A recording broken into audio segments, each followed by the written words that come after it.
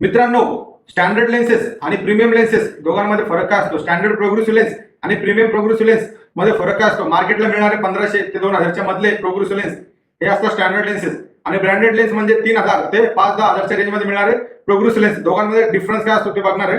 एक आपण ट्राय केलंय, ते बघू शकता तुम्ही. याच्यामध्ये आपण ट्राय केलंय, इकडे बघा. हा आहे स्टँडर्ड लेन्स, जे मार्केटमध्ये मिळतात 1500-1600 रुपयाच्या रेंजमध्ये, 2000च्या मध्ये.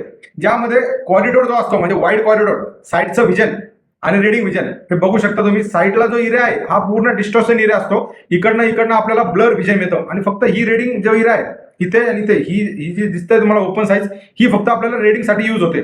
आणि जे प्रीमियम लेन्सेस असतात, प्रीमियम क्वालिटीचे, जे की 3000च्या पुढे असतात, 4000-5000च्या रेंज मधले, ज्यामध्ये वाईड अँगल जास्त असतं रीडिंग करताना आणि डिस्टन्सला बघताना तुम्हाला एरिया जास्त मिळतो. ज्यावेळेस तुम्ही ड्रायव्हिंग करताय किंवा साईडला बघताय तर तुम्हाला वाईड अँगल जास्त मिळतो, म्हणजे साईड व्हिजन जास्त एरिया असतो, जे की तुम्हाला स्टँडर्ड लेन्सेस मध्ये मिळत नाही. तर तुम्हाला प्रोग्रेसिव्ह घ्यायचा असेल तर तुम्ही प्रीमियम प्रोग्रेसिव्ह लेन्सेस यूज करा, ज्यामध्ये फ्रीफॉर्म डिझाईन असते आणि डिजिटल टेक्नॉलॉजी असते. इन्फॉर्मेशन आवडली असेल तर लाईक करा, शेअर करा, आणि हा व्हिडिओ इन्फॉर्मेटिव्ह आहे तर सेव्ह करून ठेवा.